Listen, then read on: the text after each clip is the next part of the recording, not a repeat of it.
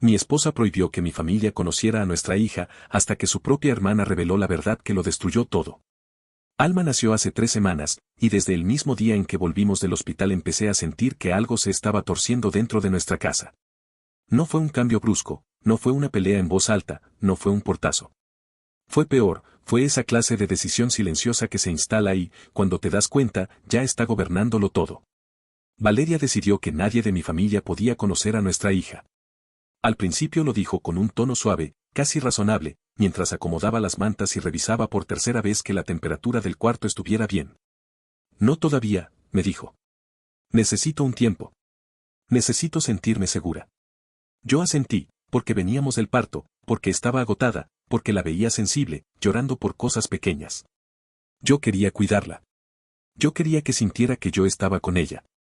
Además, pensé que era algo temporal, unos días, una semana, quizá hasta que la bebé tuviera su primera cita con el pediatra. Pero los días pasaron y la regla se volvió absoluta. Mi mamá vive a 20 minutos. 20. No a horas. No en otro estado. 20 minutos en carro, con tráfico. Mi papá estaba igual de cerca.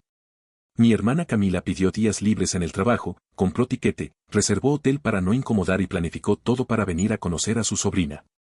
Mi abuela, doña Elvira, tiene 92 años. No está postrada, pero su mundo se ha ido achicando con los años y las oportunidades no se repiten con la facilidad que uno cree. A ninguno los dejó entrar. Mientras tanto, la familia de Valeria aparecía todos los días. Todos. Su mamá, Patricia, entraba sin tocar, con bolsas, con ropa doblada, con consejos, con esa autoridad natural de quien cree que una casa ajena se vuelve extensión de la suya cuando hay un bebé. Se quedaba horas en el cuarto de Alma, se acercaba a la cuna, movía cosas, cambiaba el orden de lo que yo había organizado, ajustaba el horario de la siesta como si fuera su decisión. Su papá, Ernesto, tomó fotos desde la primera tarde, con el celular, con la cámara, con el flash encendido incluso cuando la bebé estaba dormida. Los hermanos de Valeria, Diego y Lucía, entraban y salían con la confianza de siempre, abriendo la nevera, dejando vasos en la sala, hablando fuerte sin notar que en esa casa había una recién nacida. Yo los miraba, y me repetía que era normal. Que era su familia. Que ella los necesitaba. Que el posparto era delicado. Que lo importante era la bebé y la paz en la casa. Hasta que mi mamá llamó. Fue una llamada normal, de abuela emocionada, con esa mezcla de cariño y ansiedad. ¿Cuándo la puedo ver, hijo? Me dijo. No quiero molestar, yo me adapto. Solo quiero conocerla. En cuanto Valeria escuchó mi lado de la conversación, su cara cambió. No fue rabia directa. Fue un temblor en la boca, un brillo húmedo en los ojos, una tensión en los hombros. Cuando colgué, me soltó el discurso que se volvería rutina. Mateo, por favor. Límites. Necesito límites. Estoy sensible. No quiero sentir presión. Es por seguridad. Es por el bienestar de Alma. Esa primera vez, lo tragué. Pero las excusas empezaron a moverse. Primero fue los gérmenes. La bebé tenía el sistema inmunológico débil, era peligroso exponerla a visitas. Yo acepté. Lo entendí. Hasta que vi llegar a Patricia directo de su trabajo, porque trabaja en una guardería. Vi llegar a Ernesto después de pasar todo el día en la calle. Vi entrar a Diego con la ropa del gimnasio. Vi a Lucía contar, riéndose, que en el hospital donde trabaja habían tenido una semana pesada. Entonces, los gérmenes dejó de ser una razón y se volvió una palabra útil para bloquear a mi gente. Luego fue no quiero abrumar a la bebé. Lo dijo con voz triste, como si me estuviera pidiendo un favor enorme. Esa misma semana, su familia hizo una reunión en la sala cuando Alma tenía 5 días. Patricia invitó a gente. 15 personas en una casa con una recién nacida. Risas, voces, fotos, comentarios, ese ambiente de visita eterna. Yo me quedé parado en la cocina, con la sensación de que el aire se me iba haciendo más espeso. Después fue necesito establecer rutinas. Me lo dijo mirándome fijo, casi desafiante, como si el tema estuviera cerrado. Y sin embargo Patricia reorganizaba nuestras rutinas cada vez que llegaba. Cambiaba la hora del baño, cuestionaba cómo cargábamos a la bebé, decidía a qué hora debíamos dormir, opinaba sobre todo y Valeria la dejaba. A veces hasta le pedía ayuda con cara de alivio. Yo no estaba molesto por la ayuda. Yo estaba molesto por la regla selectiva. Mi mamá volvió a llamar a los días, con más cuidado que antes, como caminando en puntillas. Si no puedo entrar, no entro, me dijo. Me pongo tapabocas. Me lavo las manos. Me quedo afuera. De verdad, Mateo, solo quiero verla una vez. Le conté a Valeria. Creí que iba a ablandarse, porque era un ofrecimiento humilde, casi triste. Valeria se ofendió. Eso es aterrador, me dijo. Es obsesivo. ¿Mirar por la ventana? ¿Te parece normal? Sentí una rabia fría. No de gritar, sino esa rabia que te deja quieto porque no sabes si cualquier palabra va a incendiar el lugar. Mi mamá mandó un regalo unos días después, ropa pequeña, un peluche, una manta bordada con el nombre. Valeria lo miró y, sin consultarme, lo devolvió. No tenemos espacio para más cosas. Yo miré el cuarto de Alma, estaba lleno de cosas que Patricia había traído sin preguntar. Un mueble extra, adornos que no combinaban con nada, cajas con juguetes que la bebé no iba a usar por meses, bolsas y bolsas de ropa. La diferencia era simple, lo de su familia entraba porque su familia era apoyo. Lo mío era invasión. Intenté hablarlo con calma, una noche, cuando por fin nos quedamos solos. Valeria, necesito entender. No te estoy pidiendo una fiesta. Te estoy pidiendo que mi mamá, mi papá, mi hermana, mi abuela, conozcan a Alma. Ella me respondió algo que me dolió más que un grito. La vida no es justa. Luego añadió, con una seriedad que me dejó sin aire. Yo parí. Yo pongo las reglas. Tú tienes que respetarme como mamá. Yo me quedé mirando la cuna, escuchando la respiración de Alma, y pensé, ¿entonces yo qué soy? Cuando lo dije, cuando señalé que yo también era su padre, Valeria apretó la mandíbula. No entiendes el vínculo, me soltó. Estás siendo controlador. Esa palabra se me quedó pegada. Controlador. Me la dijo por querer que mi propia familia viera a mi hija. Patricia, por supuesto, estaba del lado de Valeria. Cada vez que el tema salía, Patricia tenía una frase lista, con esa autoridad de sentencia. Una madre reciente necesita apoyo, no discusiones. Y me miraba con una dureza que me ponía en un lugar que yo no reconocía en mi propia casa. Me miraba como si yo estuviera haciendo daño por insistir en algo básico. Lo peor fue lo de Camila. Mi hermana llevaba meses hablando de este viaje. No improvisó nada. Pidió permisos, organizó el dinero, reservó hotel para no estorbar, me escribió emocionada diciendo que solo quería sostener a su sobrina, tomar una foto de familia y ya. Valeria lo sabía desde hacía tiempo. El día que Camila llegó, Valeria dijo que tenía ansiedad. Así, de repente. Dijo que no podía con visitas fuera de su apoyo inmediato. Y apoyo inmediato era un concepto que, en su cabeza, incluía a Patricia, Ernesto, Diego, Lucía, y excluía a mi familia completa. Camila pasó 4 días en un hotel esperando una oportunidad. 4 días escribiéndome mensajes con cuidado, sin reproches directos, solo preguntando si ya se podía, si Valeria se sentía mejor, si aunque fuera podía ver a la bebé un momento. Yo me sentí miserable cada vez que respondía. Mientras Camila esperaba sola, Valeria publicaba en redes sobre lo duro que era ser mamá. Sus amigas comentaban que era una guerrera, que estaba haciéndolo perfecto. Ernesto subía fotos sosteniendo a Alma con frases sobre ser el abuelo más orgulloso del mundo. Un día mi papá comentó en una de esas publicaciones, sin insultos, sin drama. Solo una pregunta simple. ¿Cuándo podremos conocerla? Valeria borró el comentario y lo bloqueó. Esa noche me dijo que mi papá estaba siendo agresivo y que estaba cruzando límites. Yo ya no sabía dónde quedaba la realidad dentro de esa casa. Sentía que cualquier cosa que viniera de mi familia era interpretada como amenaza. El punto de quiebre llegó con mi abuela. Doña Elvira llamó desde el hospital. Se había caído y la iban a operar. Su voz sonaba más pequeña de lo normal, más cautelosa. Me pidió una foto de Alma antes de entrar a cirugía. Lo dijo con un respeto que me partió. Por si acaso, hijo, me susurró. Uno nunca sabe. Valeria escuchó mi conversación. Se le endureció la cara y empezó a gritar que yo la estaba manipulando emocionalmente, que estaba usando la salud de mi abuela para presionarla. Yo intenté bajar la voz, calmarla, explicarle que era mi abuela, que estaba asustada, que solo quería una foto. Valeria me quitó el teléfono de la mano. Y antes de que yo pudiera reaccionar, le habló a mi abuela con un tono que yo no le había escuchado nunca. Le dijo que era tóxica. Le dijo que estaba chantajeando a una madre reciente. Le dijo que eso era inaceptable. Y colgó. Me quedé inmóvil. No porque me diera miedo discutir, sino porque sentí que acababa de cruzarse una línea que ya no se podía descruzar. Llamé de vuelta a mi abuela. Me contestó confundida, casi pidiendo perdón. Me dijo que no quería molestar. Me dijo que quizás se había equivocado al llamar. La rabia que me subió en ese momento no fue explosiva. Fue limpia. Fue una decisión interna, esto no podía seguir así.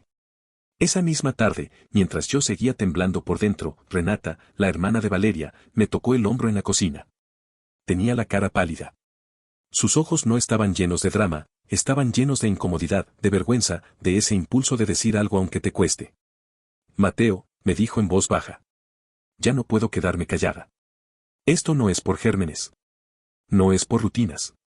No es por seguridad. Se me apretó el pecho. Renata miró hacia la sala, aseguró que nadie estuviera escuchando y entonces soltó. Te voy a decir la razón real, y te va a doler. Renata no levantó la voz. No dramatizó. Eso fue lo que más me inquietó. Hablaba con la calma de alguien que ya había tomado una decisión interna y solo estaba cumpliendo con decir la verdad. Antes de casarse contigo, me dijo, Valeria estuvo comprometida con Mauricio. Tú lo sabes, pero no sabes todo. Asentí. Sabía del compromiso, sabía que había terminado mal, pero nunca entramos en detalles. Siempre pensé que era pasado cerrado. La mamá de Mauricio se metió en todo, continuó. En la boda, en la casa, en las decisiones. Valeria se sentía ahogada. Y cuando terminaron, juró que nunca iba a permitir que una suegra volviera a acercarse a un hijo suyo. La miré sin entender del todo hacia dónde iba. ¿Y eso qué tiene que ver con? Renata tragó saliva. Esto no empezó cuando nació Alma. Esto empezó cuando quedó embarazada. Me mostró el teléfono. Mensajes. Conversaciones largas. Audios. Capturas de chats con amigas. Todo organizado, fechado, claro. Valeria hablaba de marcar territorio. De establecer dominio desde el principio. De asegurarse de que tu madre supiera su lugar. Leí frases que me dejaron helado. Si cedo una vez, después no se van nunca. Prefiero que se les rompa el corazón ahora a vivir invadida. Que supliquen un poco, así entienden que no tienen derecho. Renata me explicó que Valeria había estado repitiendo durante meses que necesitaba quebrar el ánimo de mi familia para que dejaran de intentar acercarse. Ella decía que si los hacía sufrir lo suficiente, iban a rendirse, me dijo. Y entonces ya no tendría que lidiar con ustedes nunca más. Sentí náuseas. ¿Camila? Pregunté, con la voz seca. Renata bajó la mirada y desplazó la pantalla. Ahí estaba. Un mensaje donde Valeria se burlaba del viaje de mi hermana. Se reía de que hubiera gastado dinero en avión y hotel para nada. Le va a servir de lección por creerse con derecho a la bebé. Luego me mostró otro chat. Este no era con familia. Era con amigas. Ahí estaba el mensaje sobre mi abuela. La llamaba exagerada. Dramática. Decía que los viejos siempre usan problemas de salud para manipular. Y luego la frase que me atravesó el pecho. Ojalá no viva lo suficiente para encariñarse con la bebé. No pude seguir leyendo. Renata me miró con los ojos llenos de culpa. Yo no sabía hasta dónde había llegado, dijo. Pensé que solo estaba sensible. Pero esto es otra cosa. Cuando confronté a Valeria esa noche, no fue una discusión normal. Fue una explosión. Le mostré los mensajes. No le pedí explicaciones. Le pedí verdad. Valeria intentó arrebatarle el teléfono a Renata. Gritó que eso era privado, que Renata era una traidora, que siempre había sido envidiosa. Me acusó de poner a mi familia por encima de ella y de Alma. Estoy eligiendo que no sigas abusando de mi familia, le dije, con una calma que me sorprendió. No hubo reflexión. No hubo disculpa. Solo rabia. Esa misma tarde tomé a Alma, la aseguré en el auto y la llevé a casa de mis padres. No fue una huida. No fue un secuestro. Fue la primera decisión firme que tomé como padre. Mis padres lloraron cuando me vieron llegar. Mi mamá sostuvo a su nieta por primera vez con las manos temblorosas. Mi papá se quedó en silencio, mirándola, como si no quisiera parpadear. A los 20 minutos, Valeria llamó a la policía. Dijo que yo había secuestrado a nuestra hija. Cuando los oficiales llegaron, me preguntaron si yo era el padre. Dije que sí. Me dijeron que tenía los mismos derechos que la madre para estar con mi hija y se fueron. Pero el caos no había terminado. Patricia apareció en la casa de mis padres gritando desde el porche. Exigía que devolviera a la bebé de inmediato. Me llamó secuestrador. Amenazó con abogados. Dijo que Valeria estaba teniendo un ataque de pánico por mi culpa. Mi papá grabó todo. Cada palabra. Cada amenaza. Cada insulto. Después de 20 minutos, Patricia se fue furiosa, casi chocando al salir. 3 horas después volví a casa, sabiendo que ya no había marcha atrás. Todas las luces estaban encendidas. La sala llena. La familia completa de Valeria estaba ahí esperándome. No me dejaron hablar. Me gritaron. Me acusaron. Me señalaron como abusivo, controlador, peligroso. Patricia me grabó con el celular. Ernesto me llamó secuestrador. Diego dijo que yo quería controlar a Valeria. Lucía dijo que yo era violento. Valeria estaba sentada en el sofá con Alma, llorando, mirándome como si yo fuera un extraño. Ahí entendí algo con una claridad brutal, ella ya había contado su versión. Yo ya era el villano. Cuando por fin se fueron, pasada la medianoche, Valeria me dio un ultimátum. O pedía disculpas a toda su familia y prometía no volver a acercar a mi familia a Alma sin su permiso, o me arrepentiría el resto de mi vida. No pedí disculpas. Dormí en el sofá. Escuché a mi hija llorar detrás de una puerta cerrada con llave. A la mañana siguiente, el ataque comenzó en redes sociales, mensajes, llamadas, amenazas veladas. Y supe que esto ya no era solo un problema de pareja. Era una guerra por el control. A las 7 de la mañana mi teléfono ya no dejaba de vibrar. Mensajes de Patricia, de Ernesto, de Diego, de Lucía. Algunos exigían disculpas. Otros aconsejaban que recapacitara por el bien de mi hija. Un par directamente me acusaban de haber traumatizado a Valeria. Todos coincidían en algo, yo era el problema. Patricia publicó en redes algo cuidadosamente vago sobre proteger a los bebés de personas peligrosas. No mencionó nombres, pero no hacía falta. Las amigas de Valeria llenaron los comentarios con mensajes de apoyo, corazones, frases sobre madres valientes y límites necesarios. Ernesto compartió artículos sobre derechos parentales y padres controladores, con descripciones que parecían escritas para mí. Al mediodía ya tenía llamadas de mis propios familiares preguntándome qué estaba pasando. Intenté explicarlo y sonaba absurdo incluso mientras lo decía en voz alta. Como si yo mismo estuviera exagerando algo que, en el fondo, sabía que era real. Valeria no me habló directamente en ningún momento. Toda comunicación llegaba a través de su madre, que llamaba cada pocas horas con nuevas condiciones, disculpas públicas, promesas escritas, reglas nuevas. Todo pasaba por Patricia. Al segundo día, Renata apareció en mi trabajo durante mi hora de almuerzo. Caminaba mirando hacia atrás, como si temiera que alguien la siguiera. Traía la laptop bajo el brazo. Nos sentamos en mi auto. «Necesitas ver esto», me dijo. Abrió un grupo privado. Mensajes que se remontaban al 6º mes de embarazo. Valeria documentando todo. Estrategias. Preguntas legales. Consejos de otras mujeres sobre cómo excluir a los suegros. Sobre cómo construir un caso para que el padre pareciera inestable. Leí cómo celebraba cada pequeña victoria, impedir una visita, negar una foto, generar conflicto. Leí cómo hablaba de mí como una pieza más a manejar. Ese mismo día pedí libre en el trabajo y manejé hasta la oficina de Samuel Cárdenas, el abogado que Camila había encontrado investigando por su cuenta. Samuel revisó todo en silencio. Los mensajes. El reporte policial de la falsa denuncia. El video de Patricia gritando en casa de mis padres. Usted tiene derechos iguales, me dijo. Y lo que ella está haciendo puede volverse en su contra. No le dije que quería divorciarme. Le dije la verdad, que quería proteger a mi hija y que mi familia no fuera borrada de su vida.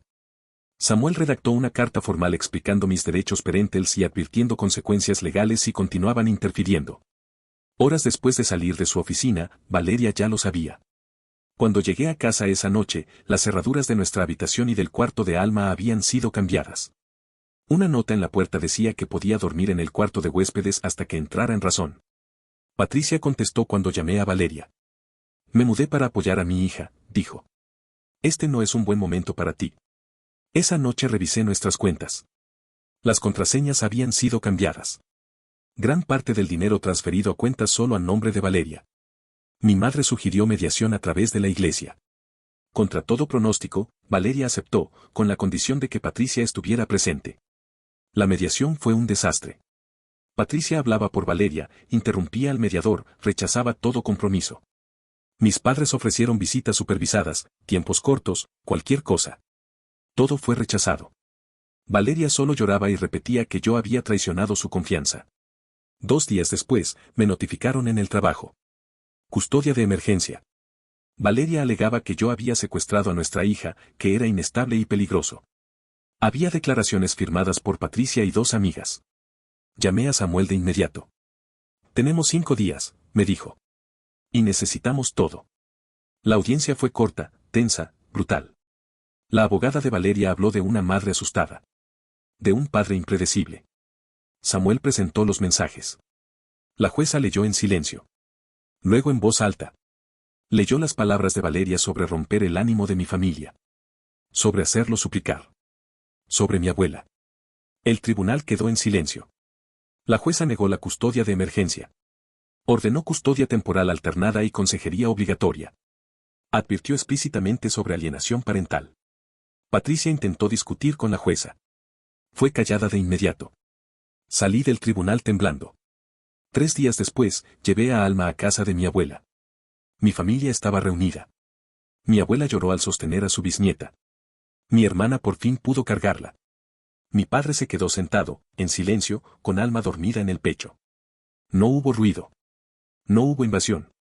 Solo amor. Antes de irme, mi abuela me dijo que había rezado por ese momento. Y supe que, pasara lo que pasara después, había hecho lo correcto. Los 3 días con mi familia pasaron más rápido de lo que estaba preparado para aceptar. Cuando llegó el momento de devolver a Alma según la orden temporal, sentí ese nudo extraño en el pecho que mezcla alivio y miedo. Alivio porque había hecho lo correcto. Miedo porque sabía que nada con Valeria iba a ser sencillo. Fui al punto acordado. Valeria me recibió sin mirarme a los ojos. Tomó a Alma y se dio la vuelta sin decir una palabra. Yo me quedé ahí parado unos segundos más, respirando hondo, recordándome que ahora todo tenía que hacerse con cabeza fría y pruebas, no con impulsos. 3 días después empezó la consejería obligatoria con Verónica Gaitán. La sala era pequeña, neutral, incómoda. 2 sofás enfrentados. Verónica en medio, con un cuaderno. Cuando llegamos, Patricia intentó entrar con Valeria, como si fuera lo más natural del mundo. Verónica la detuvo en la puerta. Esta sesión es solo para los padres. Ahí vi algo que no había visto antes. Valeria dudó. Miró a su madre, luego a la terapeuta, y por un segundo pareció no saber qué hacer sin alguien hablándole al oído. La sesión empezó con Valeria llorando. Habló largo rato del parto, del cansancio, del miedo, de sentirse sola, de la presión. Verónica escuchó sin interrumpir. Yo no dije nada. La dejé hablar. Cuando Verónica le preguntó directamente por los mensajes y el plan para excluir a mi familia, todo cambió. Valeria dejó de llorar. Dijo que los mensajes estaban fuera de contexto. Que solo se estaba desahogando. Que cualquiera dice cosas exageradas cuando está estresada. Verónica no levantó la voz. Solo hizo una pregunta sencilla. ¿En qué contexto es aceptable desear que la abuela de tu hija muera para evitar visitas? Valeria se puso roja. Cruzó los brazos. Dijo que Verónica estaba en su contra, que los terapeutas siempre juzgan a las madres. A partir de ahí, se cerró por completo. No habló más durante el resto de la sesión. Verónica lo anotó todo. 2 días después, estaba en el trabajo cuando Renata me llamó. Hablaba rápido, nerviosa.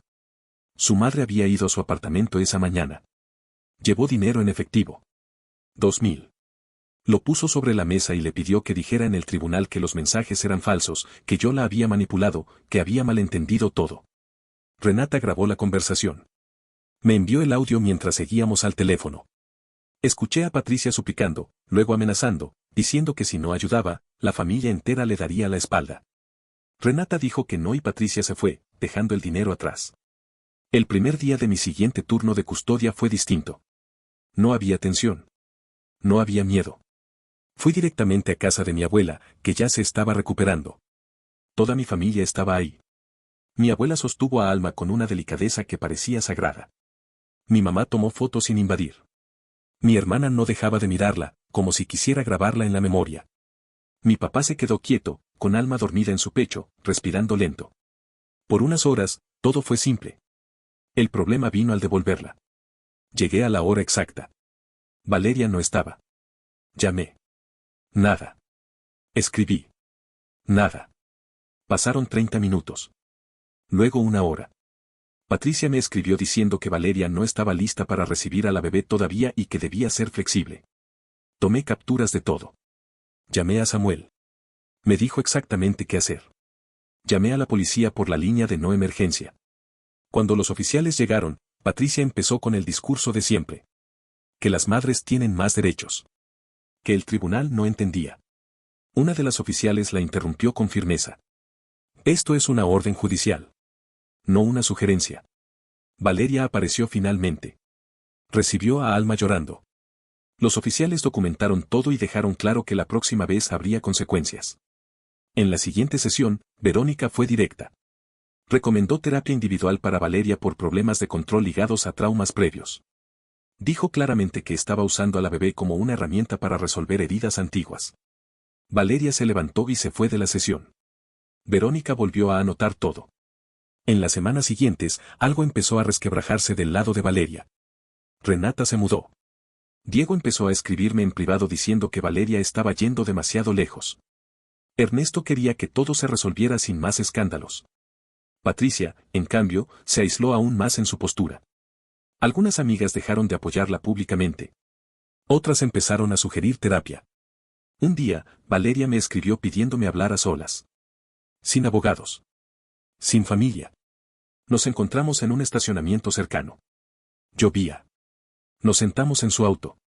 Por primera vez en meses, habló sin gritar. Me dijo que tenía miedo desde el embarazo. Que la experiencia con la madre de su ex la había marcado más de lo que admitía. Que ver a mi mamá emocionada despertó todo eso. Admitió que se fue demasiado lejos, que perdió el control intentando no perderlo. Lloramos los dos. No prometimos nada.